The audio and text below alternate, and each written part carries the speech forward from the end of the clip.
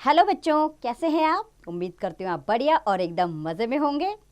तो आइए बच्चों, आज आपको काठमांडू दर्शन लिए चलते हैं, क्योंकि आज के अध्याय में हम वहीं जाने वाले हैं। हमारे इस अध्याय का नाम भी है काठमांडू दर्शन। तो बच्चों, इस अध्याय के माध्यम से आप काठमांडू के दर्शन कर पाएंगे, क्योंकि प्रस्तुत पाठ में लेखक ने अपनी काठमांडू यात्रा का वर्णन किया है। इस पाठ को पढ़ने से पता चलता है कि लेखक ने काठमांडू यात्रा पर जाने के लिए क्या क्या तैयारियां की और फिर वह कहां कहां गया, किसके साथ गया और उसने वहां क्या क्या देखा और काठमांडू दर्शन करके उसको कैसा अनुभव हुआ।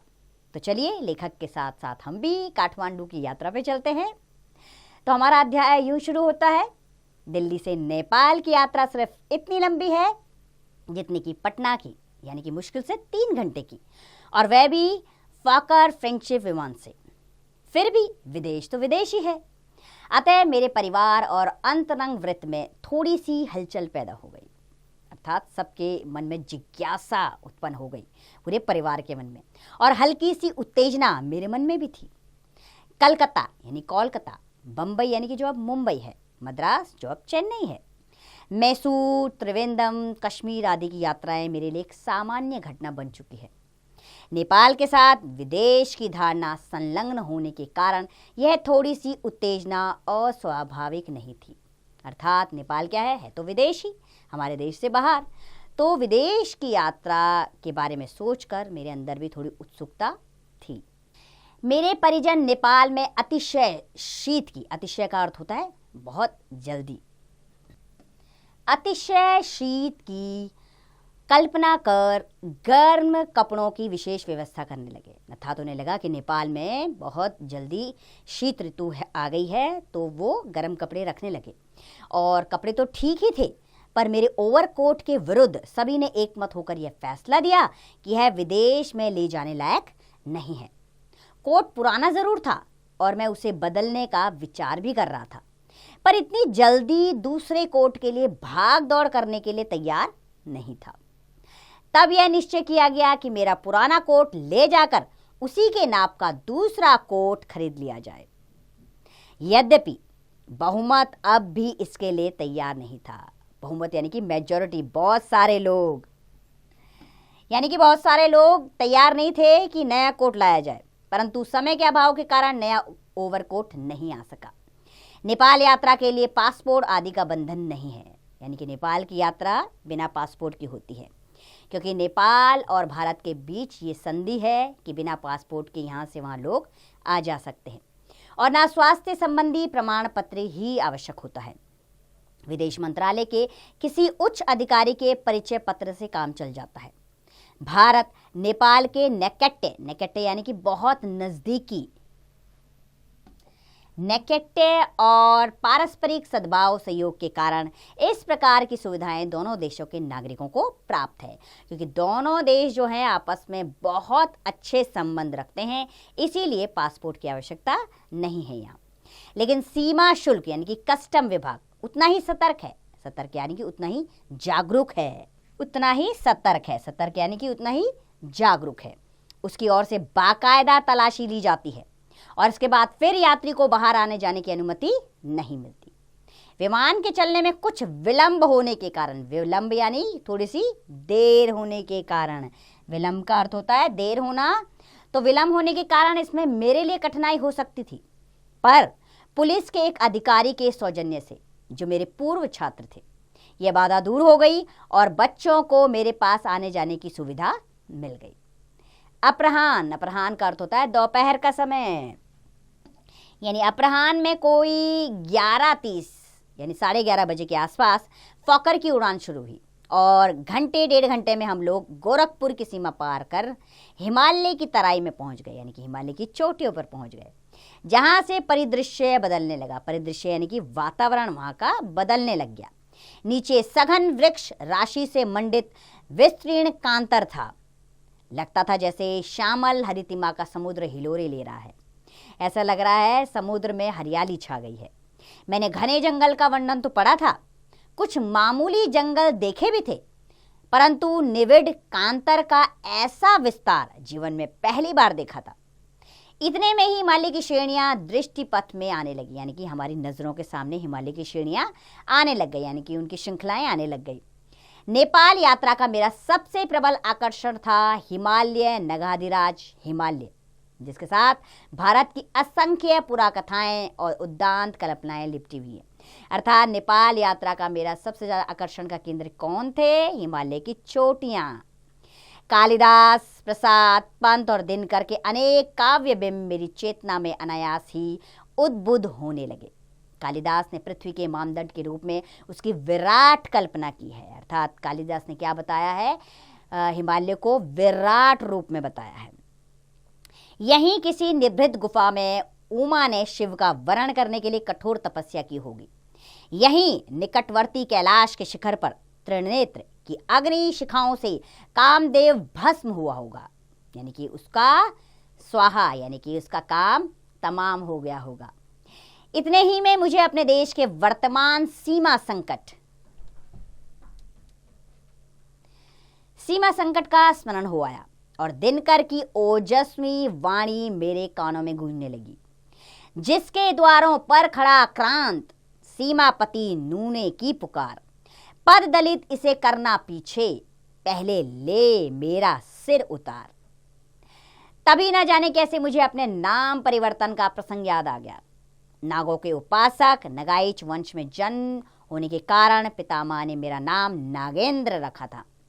यह नाम 10वीं कक्षा तक यथावत यानी कि ऐसे का ही ऐसा, यथावत का अर्थ होता है ऐसा ही ऐसा चलता रहा। पर 10वीं कक्षा में एक अध्यापक अपने आप ही नगेंद्र कहकर मेरा नाम पुकारने लगे, क्योंकि अंग्रेजी में नागेंद्र और नगेंद्र की वर्तनी एक ही है।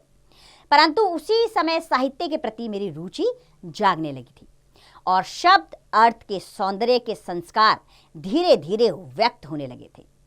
मैंने अनुभव किया कि नागेंद्र की अपेक्षा नगेंद्र शब्द और अर्थ दोनों की दृष्टि से अधिक सुंदर है और मैंने उसी का प्रयोग करना आरंभ कर दिया।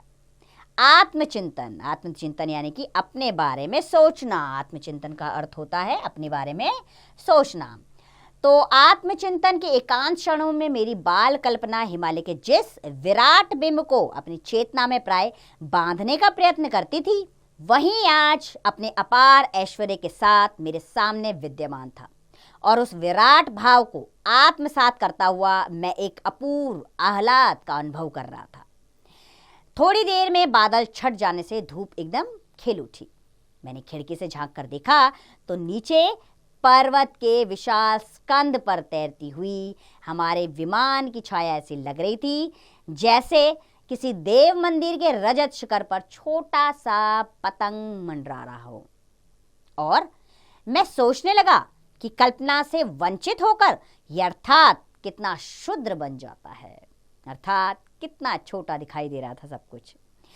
अब तक हम नेपाल राज्य में प्रवेश कर चुके थे। सामने की पर्वत श्रेणी पार करते ही विमान काठमांडू घाटी में उतरने लगा। परिचारिका ने हिंदी में रटा हुआ वाक्य दोहराया और मैं कुर्सी पेटी बांधकर हवाई अड्डे पर उतरने के लिए तैयार हो गया। काठमांडू का हवाई अड्डा मध्यम श्रेणी का है।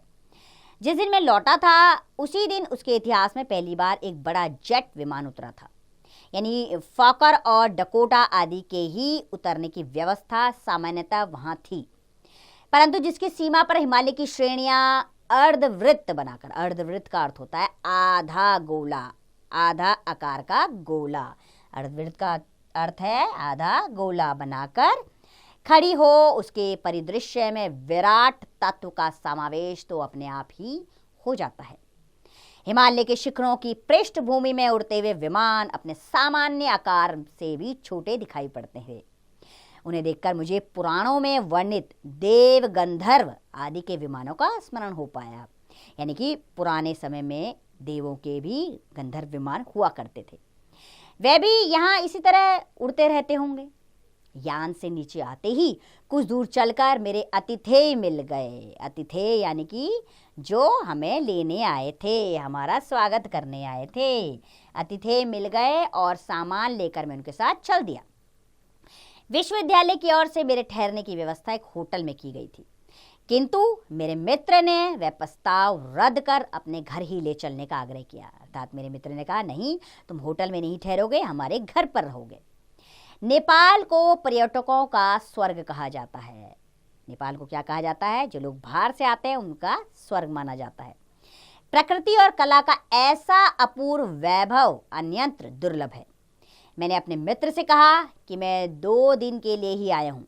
तो वे बोले कि 2 दिन में तो आप नेपाल के दर्शनीय स्थानों की तालिका भी नहीं बना सकेंगे। मैंने उत्तर दिया कि कुछ चर्म चक्षुओं से देख लेंगे और शेष को कल्पना की आंखों से। मित्र के घर पहुंचकर चाय पीते पीते शाम हो गई, इसलिए उस दिन सिर्फ शहर में ही घूमने का प्रोग्राम बनाया। काठमांडू एक रंगीन पहाड़ी शहर है जिसमें नए और पुराने का अनमोल मिश्रण है। शहर का नया भाग, जहां दूतावास आदि हैं, आधुनिक ढंग का बना हुआ है। पाश्चात्य उपयोगी वास्तुकला की इमारतें हैं और पक्की साफ सड़कें हैं। पुराने हिस्से में स्थानीय नागरिकों के मकान हैं जिनमें लकड़ी और मिट्टी का प्रयोग अधिक और पत्थर का कम है। संपन्न व्यक्तियों के, विशेषकर राणा परिवार के सदस्यों के भवन सामित्य ढंग के हैं। उनके चारों ओर प्राचीर है और भीतर पहाड़ी शैली के गढ़ीनुमा मकान हैं जिनमें एक प्रकार के अनपढ़ पौरुष का आभास मिलता है। राजमहल में नई और पुरानी वास्तु शैली का मिश्रण है। बाहर की प्राचीर जहां पुराने ढंग का है, वहां भीतर के भवन नए ढंग के नए सा सामान से लैस हैं। सरकारी इमारत नए ढंग की है, पर प्रधानमंत्री तथा मंत्रिमंडल के अन्य सदस्य वहां ना रहकर अपने खानदानी मकानों में ही रहते हैं। शहर का पुराना भाग बहुत साफ नहीं है। वातावरण वहां का उत्तर प्रदेश के उत्तर पूर्वी शहरों का सा है। हाँ, बाजार में काफी वैचित्र्य और रंगीनी है। वैचित्र्य यानी कि विचित्रता, अलग अलग तरह की भव्यता है वहां पर, और रंगीनी, रंग ही रंग है। दूर पूर्व एशिया, चीन, भारत और अब अमेरिका का माल विदेशी कीमत पर वहां मिलता है। नेपाल की रंग बिरंगी चीजें बाजार के आकर्षण को और भी बढ़ा देती हैं। खाने पीने की चीजें काफी महंगी है।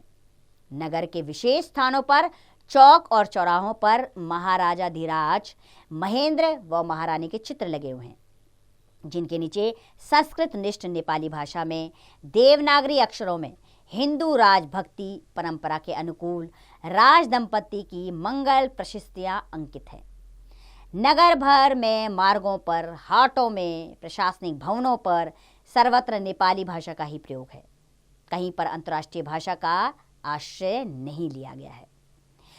दूसरा दिन हमने काठमांडू के विशेष दर्शनीय स्थानों के निरीक्षण के लिए रखा था। अतः सवेरे 10 बजे के लगभग हम लोग घर से चल दिए। समय भाव के कारण केवल 2-3 प्रमुख स्थानों का ही कार्यक्रम बन सका। नगर में स्थित काठ मंडप, स्वयंभूनाथ और पाटन का कृष्ण मंदिर। काष्ठ मंडप शहर के मध्य भाग में अवस्थित है। इसका रूपाकार पकोड़ा के समान है। किसकी तरह? पकोड़ा के समान। और प्रवाद यह है कि संपूर्ण मंडप एक ही महावृक्ष के काष्ठ से निर्मित है।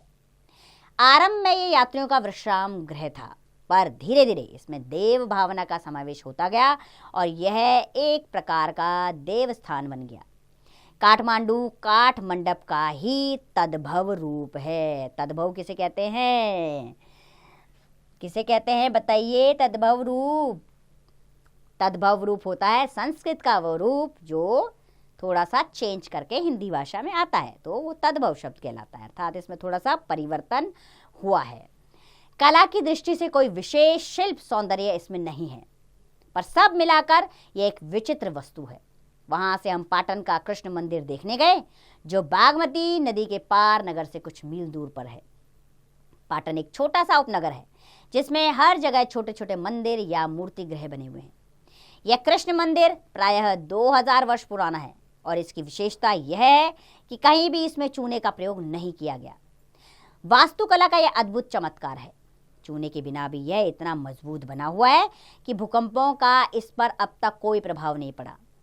मूर्तिकला और वास्तुकला का सर्वश्रेष्ठ निदर्शन है स्वयंभूनाथ का मंदिर, जो एक पर्वत खंड के ऊपर विराट भूमिका पर स्थित है। इस मंदिर का प्रमुख आकर्षण है स्वर्ण पत्र से मंडित भगवान बुद्ध की विशाल प्रतिमा। परंतु स्तूप का स्वरूप भी अपने आप में कम आकर्षक नहीं है। इसमें चारों ओर से दो दो आंखें लगी हुई हैं। इस स्तूप को देखकर ऐसा लगता है कि मानो वह एक चिर सजग प्रहरी की भांति चतुर्विध दृक्पात करता हुआ नगर की रक्षा कर रहा हो। नेपाल शैव, शाक्त और बौद्ध धर्मों का केंद्र रहा है, अर्थात इतने धर्मों का मिला जुला केंद्र है। इस समय में विश्व में एकमात्र हिंदू राज्य है जो ना तो भारत की तरह धर्मनिरपेक्ष है और ना ही पाकिस्तान की तरह धर्म प्रतिबद्ध यानी धर्म में बंधा हुआ। वह इस बात का प्रमाण है कि हिंदू धर्म को उसके सहज उदार रूप में स्वीकार कर लेने के बाद धर्मनिरपेक्षता उतनी अनिवार्य नहीं रहती। इसीलिए शताब्दियों से वह एक और भगवान पशुपतिनाथ और दूसरी ओर तथागत बुद्ध के वरदानों का युगपत उपयोग करता रहा है। अनेक हिंदू प्रथाएं जो आज भारत में विलुप्त हो गई हैं, आज भी वहां की व्यावहारिक संस्कृति का अंग है। नेपाल और भारत के संबंध अत्यंत आत्मीय तथा सौहार्दपूर्ण है। मतलब नेपाल और भारत का आपस में संबंध जो है वो बहुत ही अद्भुत है, बहुत ही घनिष्ठ है। संस्कृति और धर्म की समानता चिरकाल से दोनों राष्ट्रों को स्नेह बंधन में बांधे हुए है। रात्रि में भगवान पशुपतिनाथ के दर्शन का कार्यक्रम बना। उस दिन शिवरात्रि थी और मार्च की 9 तारीख यानी मेरा जन्म दिवस भी संयोग से उसी दिन था। भक्तों का अपार समुदाय सभी दिशाओं से उमड़ रहा था। मंदिर के चारों ओर दूर दूर तक यात्रियों के तंबू और दुकानें लगी हुई थी। मेरे आतिथ्य मित्र ने, जो वहाँ इंजीनियर थे, मंदिर के निकट तक गाड़ी ले जाने का प्रबंध कर लिया था, जिसमें हमें अधिक पैदल ना चढ़ना पड़े।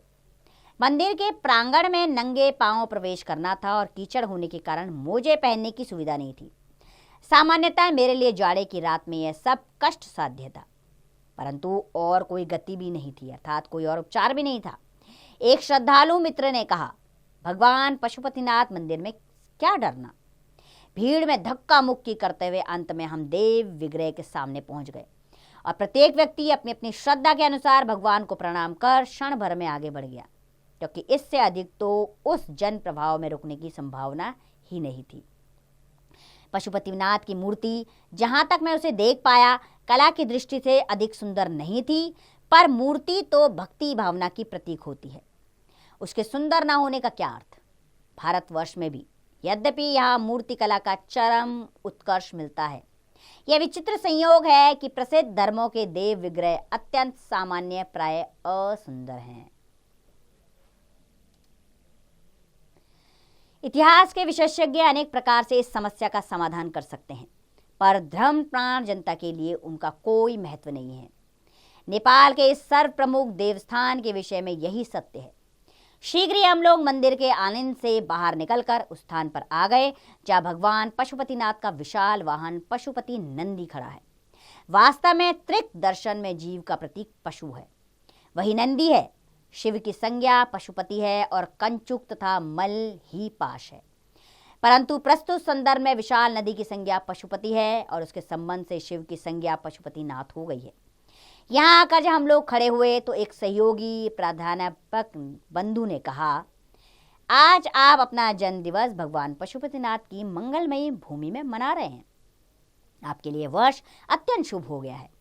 अपनी भक्ति भावना इतनी प्रगाढ़ तो नहीं थी, प्रगाढ़ यानी कि इतनी प्रबल तो नहीं थी, फिर भी यह संयोग मुझे प्रीतिकर लगा। प्रीतिकर यानी कि बहुत ज्यादा स्नेह से भरा हुआ मुझे ये संयोग लगा। प्रीतिकर का अर्थ होता है 10 मार्च को निर्वाचन समिति की बैठक थी और उसी दिन पूर्वाह्न में मुझे नेपाल में भारतीय राजदूत श्री मन्ना नारायण से मिलना भी था। वैसे भी आपके देश के राजदूत से मिलना वैदेशिक शिष्टाचार का एक अंग है, और फिर बंधुवर श्रीमन जी से तो मेरे काफी पुराने स्नेह संबंध थे। मध्याह्न का भोजन उनके यहाँ करने के बाद मैं तुरंत ही विश्वविद्यालय की नई इमारत की ओर चल दिया। यह इमारत काठमांडू से कई मील दूर कीर्तिपुर नामक उपनगर में बन रही है। तब तक केवल इसका प्रशासनिक खंड व दीक्षांत भवन बन चुके थे और विज्ञान विभाग की इमारतें बन रही थी। विश्वविद्यालय के प्रवेश द्वार पर नागर अक्षरों में त्रिभुवन विश्वविद्यालय लिखा हुआ है और दीर्घा के भीतर सामने की दीवार पर नेपाली भाषा में उसकी स्थापना का संक्षिप्त इतिवृत्त दिया हुआ है। विश्वविद्यालय का परिदृश्य अत्यंत भव्य है, यानी कि उसके आसपास का जो दृश्य है वो क्या है, बहुत ही आकर्षक है, भव्य है। वह विशाल भूमिखंड है जिस पर विश्वविद्यालय स्थित है, पर्वतमाला से घिरा हुआ है, यानी कि चारों तरफ पहाड़ी एरिया है, अर्धचंद्राकार है। निर्माण कार्य पूरा होने पर त्रिभुवन विश्वविद्यालय का परिवेश प्राकृतिक और मानवीय कला के संयोग से एक अपूर्व गरिमा से मंडित हो जाएगा। विश्वविद्यालय की स्थापना सन 1960 में हुई थी। इसके अंतर्गत कला, सामाजिक विज्ञान और भौतिक विज्ञान के प्राय सभी प्रमुख विभाग और देश के विभिन्न भागों में स्थापित 35-36 स्नातक विद्यालय हैं। विभिन्न विषयों के लिए नेपाल के सुयोग्य नागरिकों के अतिरिक्त भारत, अमेरिका आदि के विशेषज्ञ विद्वानों की नियुक्ति की गई है। अर्थात ये विशेषज्ञ जो एक्सपर्ट हैं वो वहां नियुक्त किए गए हैं। मैंने देखा है कि जिस कमरे में मेरे भाषण का आयोजन था वह श्रोताओं से खचाखच भरा हुआ था, मतलब पैर रखने की भी जगह नहीं थी। इससे मुझे प्रसन्नता हुई, पर अंदर जाने पर मैंने देखा कि उनमें कुछ साधु थे और अनेक श्रद्धालु शायद साहित्य की अपेक्षा भक्ति रस के ही रसिक अधिक थे। इस पर मैं कुछ असमंजस में पड़ गया, यानी कि थोड़ी दुविधा में आ गया मैं। असमंजस का अर्थ होता है दुविधा में आना, क्योंकि मेरे भाषण का विषय तो एकांत साहित्यिक था, अर्थात श्रद्धालुओं को क्या मेरी साहित्यिक भाषा समझ में आ पाती। लेखक इस दुविधा में था, काव्य बिंब और काव्य मूल्य।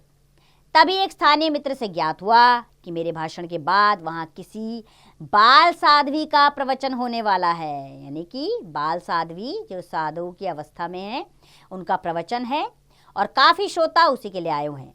मैंने चाहा कि मेरा भाषण किसी छोटे कमरे में हो जाए, पर कुलपति महोदय ने भक्ति भाव में विभोर होकर कहा कि आप भी क्यों ना भक्ति से ही संबंध किसी विषय पर प्रवचन करते। यूँ तो थोड़ा बहुत मैं भक्ति के विषय में बोल ही सकता था, कम से कम भक्ति रस का विवेचन तो अधिकार पूर्वक कर ही सकता था, परंतु अर्ध समाधि में मग्न उन भक्तों की मुद्रा देखकर मुझे साहस नहीं हुआ। अंत में पूर्व निश्चित विषय पर मैंने व्याख्यान किया। बुद्धिजीवियों के लिए तो उसमें थोड़ी बहुत सामग्री थी ही, परंतु अपना वर्ग भी बड़े ध्यानपूर्वक से उसे सुनता रहा। हो सकता है बिंब कल्पना में उसे साकारवाद का आभास हुआ हो या केवल शब्द भ्रम का संपर्क भक्तों के लिए पर्याप्त रहा हो। भाषण के बाद कुछ देर शंका समाधान का क्रम चला और उसके समाप्त होते होते ही साध्वी बाला अपने परिवार के साथ आ गई। कुलपति महोदय के आग्रह पर मैं भी उनका प्रवचन सुनने के लिए रुक गया। ब्रह्मचारिणी का व्यक्तित्व स्वस्थ और प्रसन्न था। एक विशेष प्रकार का आत्मविश्वास उस कन्या में था। कन्या होने पर भी मातेश्वरी संबोधन उसे प्रिय था, अर्थात वो कन्या रूप में थे लेकिन फिर भी सब क्या संबोधित कर रहे थे, मातेश्वरी। प्रवचन तो प्राय वैसा ही था जैसा साधु संतों का होता है, परंतु उनकी वाणी में जो ओज था और धर्म ग्रंथों के अनेक श्लोक उन्हें कंठस्थ थे, यानी कि याद थे उन्हें श्लोक, बिल्कुल मुंह जवानी याद थे, जिनका उपयोग वे मनमाने ढंग से करती थी। थोड़ी देर बाद मैंने कुलपति महोदय से अनुमति चाही, परंतु तब तक वे समाधिस्थ हो चुके थे और मैं उन्हें उसी अवस्था में छोड़ मित्र के साथ अपने आवास पर चला आया। अगले दिन 11 मार्च 1967 को मध्याह्न में मुझे नेपाल विमान सेवा के हवाई जहाज से दिल्ली लौटना था। अतः 10:30 बजे के आसपास हम लोग हवाई अड्डे के लिए चल दिए। उस दिन यूरोप से कोई विशेष अतिथि काठमांडू आ रहे थे, अतः हवाई अड्डे के मार्ग जल्दी ही बंद हो गए थे, परंतु मित्र के प्रभाव से हमें किसी न किसी प्रकार का रास्ता मिल गया और हम समय पर मुख्य मार्ग से कुछ बचकर हवाई अड्डे पर आ गए। वहां मालूम हुआ कि हमारे विमान में 2-3 घंटे का विलंब है। विलंब यानी देरी है, ये शब्द हमने पहले भी पढ़ा है, विलंब। इतना समय काटने में थोड़ी असुविधा हुई, खासकर मेरे मित्रों को जो मेरे बार बार आग्रह करने पर भी वहां से नहीं गए। आखिर हवाई जहाज पहुंच गया और नियत समय पर मैंने अपने आतिथ्य बंधुओं से विदा ली, जिनके कारण उस अपरिचित प्रदेश में मुझे सब प्रकार की सुख सुविधा रही थी। यह विमान भी फॉकर फ्रेंडशिप था। अंतर केवल इतना ही था कि भीतर की साज सज्जा व खान पान में थोड़ा सा नेपाली स्पर्श था और सूचनाएं मुख्यतः नेपाली भाषा में ही दी जाती थी। बाद में विदेशी यात्रियों, अंग्रेजों और भारतीयों के लिए अंग्रेजी में उनकी आवृत्ति कर दी जाती थी। यानी उन्हें दोहरा दिया जाता था, आवृत्ति कर दी जाती थी, यानी उन्हें दोहरा दिया जाता था। आते समय अंतरिक्ष में कोहरा छाया हुआ था, इसलिए पर्वतमालाएं साफ दिखाई नहीं देती थी, पर उस दृश्य का भी अपना आकर्षण था। कोहरे के झीने आवरण में हिम धवल शिखरों की शोभा कुछ और ही थी। 3 घंटे में विमान दिल्ली के ऊपर आ गया और 10 मिनट के भीतर पालम पर उतर गया। वहां मुझे लेने के लिए बच्चे व परिवार के व्यक्ति पहले से ही खड़े हुए थे। जाते समय बच्चों को मैं समझा गया था कि नेपाल से कोई चीज़ लाना संभव नहीं है, अतः नई दिल्ली में जनपद के बाजार से उनकी फरमाइश पूरी करनी पड़ी। तो ये थी लेखक की काठमांडू यात्रा, जिसके जरिए उन्होंने बताया कि उन्होंने कहाँ कहाँ के दर्शन किए, क्या क्या किया और काठमांडू जाने का उनका क्या उद्देश्य था। तो बच्चों, मुझे पूरी उम्मीद है ये अध्याय आपको अच्छा लगा होगा। इसके ज़रिए आप काठमांडू के विषय में बहुत कुछ जान पाए होंगे। आपको भी जब समय मिले और अवसर मिले तो आप भी ज़रूर काठमांडू की यात्रा कीजिएगा। अब इसका अभ्यास कार्य आप स्वयं कीजिए।